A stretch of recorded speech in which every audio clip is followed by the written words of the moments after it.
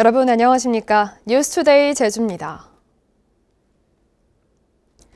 태풍이 핥히고 지나간 제주에는 크고 작은 상처가 남았는데요. 하지만 또다시 많은 비가 내리면서 피해 복구에 어려움을 겪었습니다.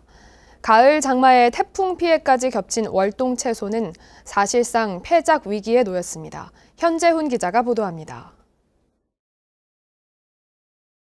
태풍이 몰고 온 최대 순간 풍속 40m의 강풍에 맥없이 주저앉은 한라봉 시설하우스. 피해 복구가 시급한 상황에서 다행히 이른 아침부터 해병대 장병들이 복구 지원 활동에 나섰습니다. 엿가락처럼 휘어버린 구조물을 뜯어내는 해체 작업은 전문 업체가 맡고 장병들은 비닐을 걷는 등 보조 역할을 진행했습니다. 하지만 야속하게 내리는 빗줄기에 복구 작업은 중단됐습니다. 내년 1월 수확을 앞두고 여물어 있는 한라봉이 비를 맞고 찬 바람에 노출되면서 최악의 경우 올해는 수확을 포기해야 합니다. 시설 하우스가 무너지면서 상처난 감귤나무가 적지 않아 앞으로 2, 3년 동안 제대로 온 수확이 가능할지도 걱정입니다. 저 나무가 새로이 지금 성장을 해서 열매를 이 정도까지 여는 데는 제가 생각할 때는 한 2, 3년 이상 걸리지 않을까 그렇게 생각이 됩니다. 생육기를 맞은 월동무는 태풍이 쏟아낸 폭우에 맥없이 쓸려나갔고 그나마 남아있는 월동무도 뿌리가 뽑히거나 꺾이는 피해가 발생했습니다. 강풍에 뿌리가 뽑힌 양배추도 제대로 온 활착이 어려워 정상적인 생육을 기대하기 어렵게 됐습니다. 성장기에 한번 해가지고 꺾어지면은 제대로 해가지고 성장이 안 됩니다. 양배추도 결국 안 되고 무 같은 경우에는 격까지 생겨가지고 상품이 해가지고 발이 옆에 발이 더 생깁니다. 해서 상품이 되질 않습니다. 가을 장마 피해를 입은 월동 채소는 태풍 피해까지 겹쳐 사실상 폐작 위기에 놓였습니다. MBC 뉴스 현재훈입니다. 제주도는 태풍 링링에 의한 피해를 신속하게 복구하기 위해 지방피해 합동조사단을 구성했습니다.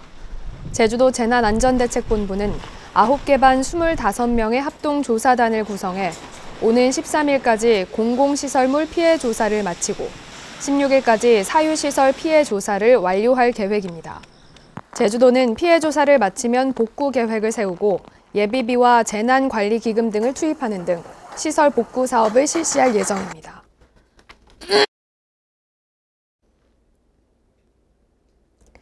태풍 링링의 영향으로 30개 학교에 피해가 발생했습니다. 제주도 교육청에 따르면 덕수초등학교는 다목적 강당 지붕과 천장 패널 등이 파손됐고 무릉초는 학교 동물농장 천막이 파손됐습니다. 또 장전초는 다목적 체육관 1층 천장이 파손됐고 한림공고는 외벽 마감재가 떨어져 나가는 등 30개 학교에서 시설물 피해가 발생했습니다. 올해 노지 감귤은 지난해보다 6만 톤가량 많은 53만 톤이 생산될 것으로 예상됩니다.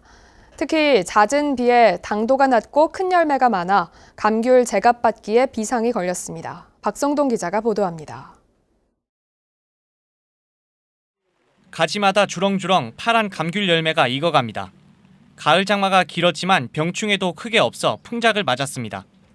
올해 산 노지 감귤 생산 예상량은 52만 8천 톤, 지난해 46만 7천 톤보다 15%가량 늘었습니다. 올해는 좀 많이 안 달린 반면에 서귀포 산남 지역은 올해가 풍작입니다. 그래서 감귤 출하하는데 이제 품질이 좋은 것을 만들어야만이 좋은 가격을 받을 수 있기 때문에 농업기술원의 감귤 관측조사 결과 서귀포 지역은 2003년 조사 시작 이래 한 그루에 1,000개가 넘는 열매가 맺히면서 역대 최고치를 기록했습니다. 사과와 배, 단감 등 경쟁 과일도 모두 지난해보다 생산량이 늘어 제값을 받을 수 있을지 우려됩니다. 잦은 비에 품질도 하락할 전망입니다. 당도는 6.8 브릭스로 지난해까지 5년 평균보다 0.5 브릭스 낮은 반면 산함량은 3.28%로 평균보다 0.25% 높았습니다. 근데 실제적으로 감귤 품질은 9월 중순 이후에 산이 감소되고 당이 증당 집적되는 그 시기에 품질이 좌지우지하기 때문에 앞으로 기상은 좀 더 두고 봐야 되겠고. 농업기술원은 오는 11월 한 차례 더 관측 조사를 실시해 최종 생산 예상량을 발표합니다. MBC 뉴스 박성동입니다. 안동우 제주도 정무부지사가 사의를 표명했습니다. 제주도는 1차 산업과 제주 현안 해결에 노력해온 안동우 부지사가 최근 사의를 표명했고 원희룡 도지사는 사의의 뜻을 받아들이기로 했다고 밝혔습니다. 후임자가 임명되기 전까지 안 부지사가 부지사직을 수행한다고 덧붙였습니다. 한편 안동우 부지사는 내년 4월 국회의원 선거 출마 예상자로 거론되고 있습니다.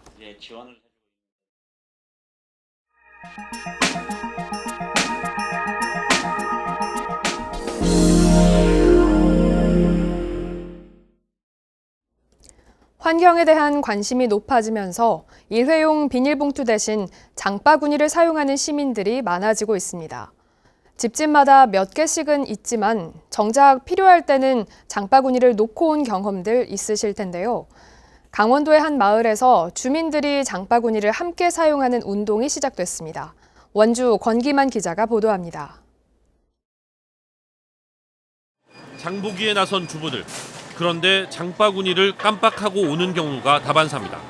잊어버리고 또 일하다 올 수도 있고 또 차에다 놓고 그냥 올 수도 있고 그냥 그래요.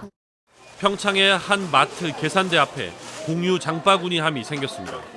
일회용 봉투나 종이박스 대신 누구나 필요할 때 자유롭게 장바구니를 사용하고 언제든지 되돌려 놓으면 됩니다. 깜빡깜빡할 때가 많아요. 저는 주로 이거 갖고 다니는 편인데 오늘은 제가 깜빡했어. 예, 그러니까 이렇게 주니까 너무 좋네요. 예. 바람도 너무 예쁘고 너무 좋습니다. 집에서 사용하지 않는 장바구니를 내놓으면 공유 장바구니는 더 많아집니다. 마을 주민들이 일회용 비닐봉투 사용을 줄이기 위해 장바구니 함께 쓰기 운동을 시작했습니다. 활용도가 낮은 장바구니를 끌어내 주민들이 함께 사용하도록 한다는 구상입니다. 전 세계적으로 환경 문제가 지금 대두되고 있는데 그런 거를 같이 동참하는 차원에서 일회용 비닐봉지보다는 이런 장바구니 사용이 영구적으로 어떨까 생각해서 이제 마트 한 곳에서 시작됐지만 장바구니 함을 점차 늘려간다는 계획입니다. 단 한 장의 일회용 비닐봉투도 사용하지 않는 마을을 만들겠다는 것이 장바구니 공유운동의 최종 목표입니다. MBC 뉴스 권기만입니다. 그동안 우리나라에서는 제주에서만 해오던 바나나 재배가 다른 지방에서도 본격화되고 있습니다. 아열대 기후로 바뀌는 날씨에 농촌 지역이 분주하다고 합니다. 목포 양현승 기자가 보도합니다. 따뜻한 땅끝 해남군에서도 가장 포근한 남쪽 마을. 높이가 7m에 이르는 대형 하우스가 눈에 띕니다. 바나나 나무는 심은 지 한 달 만에 어른 허리 높이까지 자랐습니다. 내년이면 땅끝 바나나가 처음 수확될 예정입니다. 벼농사를 비롯해 배추와 고추, 양파 등 평생 농산일만 했던 70대 농부는 열대작물에 마지막 승부수를 던졌습니다. 일반 농사보다는 이제 나이 먹어가지고 훨씬 더 쉬울 것이다. 그러고 소득면에도 괜찮을 거이다. 그래서 지금 시도를 한번 해보는 거예요. 해남군이 바나나 시험 재배를 시작한 건 3년 전. 4가지 종류의 바나나를 3년 동안 키우며 육지 아열대 기후에서 키우기 적합한 품종을 찾아왔습니다. 제주도에서 주로 재배하는 송키밥 바나나를 전략 품종으로 낙점하고 농가 보급을 본격 시작했습니다. 중부 내륙 쪽하고는 겨울온도 차이 때문에 난방비라든가 이게 경쟁력이 이게 남쪽 지방이 훨씬 더 경쟁력이 높다고 보거든요. 특히 난방비 부분에서. 패션 프루트, 애플망고, 파인애플, 용과, 파파야, 아스파라거스, 올리브, 커피까지 헤아리지 못할 만큼 다양해진 아열대 작물들이 농가에서 재배되고 있거나 시험 재배를 마치고 수입산을 대체할 날만 기다리고 있습니다. MBC 뉴스 양현승입니다.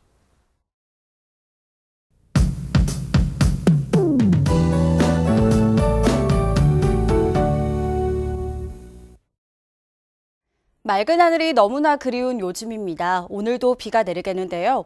현재 제주시와 성산 지역을 제외한 제주도 대부분 지역에 호우주의보가 발효 중인 가운데 예상되는 강수량은 30에서 80mm고요. 오늘 저녁까지 비가 오겠습니다. 비가 내리는 지역에서는 돌풍과 함께 천둥, 번개를 동반한 시간당 10에서 30mm 내외의 강한 비가 내리겠습니다. 장기간 많은 비로 지반이 약해져 있는 가운데 오늘까지 많은 비가 내리면서 침수와 산사태 피해가 우려되고 있습니다. 비 피해 없도록 시설물 점검 잘 해주셔야겠습니다. 오늘 기온은 어제보다 올라 덥고 습한 날씨를 보이겠습니다. 남쪽에서 따뜻하고 습한 공기가 지속해서 유입되기 때문인데요. 오늘 아침 기온은 25도, 낮 최고 기온은 30도로 평년보다 높아 덥겠습니다. 다음은 자세한 지역별 날씨입니다. 현재 기온 북부와 남부, 동부가 25도를 보이고 있고요. 서부가 24도를 가리키고 있습니다. 낮 최고 기온은 북부가 30도까지 오르겠고 서부는 29도, 동부와 남부는 28도로 예상됩니다. 이 시각 섬 지역의 기온은 대체로 24도 선에서 출발하고 있고요. 오늘 비가 내리는 가운데 현재 호우특보가 발효 중입니다. 바다의 물결은 제주도 남쪽 먼바다가 2에서 4m로 높게 일겠고요. 오늘까지 전해상에 짙은 안개가 끼면서 돌풍과 함께 천둥, 번개가 치겠습니다. 항해나 조업하는 선박은 주의하시기 바랍니다. 오늘 아침 제주공항엔 비가 내리고 있고요. 항공편은 정상 운항되고 있습니다. 주간 날씨입니다. 내일부터 대체로 구름 많은 날씨를 보이면서 추석 연휴 기간 날씨로 인한 큰 불편은 없겠습니다. 날씨였습니다. 제주 해양 오염 사고 대부분이 어선에 의한 부주의 때문으로 나타났습니다.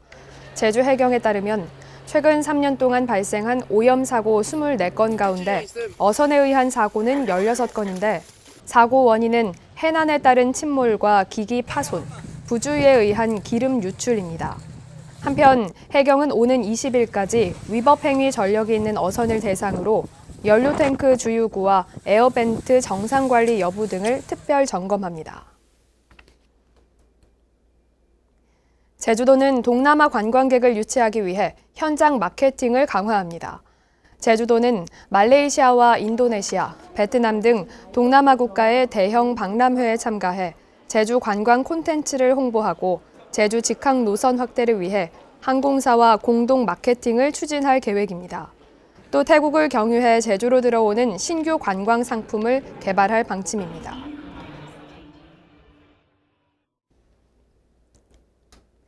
전국 청소년들이 4.3의 역사를 영어로 말하는 행사가 처음으로 열립니다. 제주 4.3 평화재단과 한국 유네스코 협회 연맹은 제1회 전국 청소년 4.3 영어 스피치 대회를 오는 11월 2일 4.3 평화교육센터에서 개최한다고 밝혔습니다.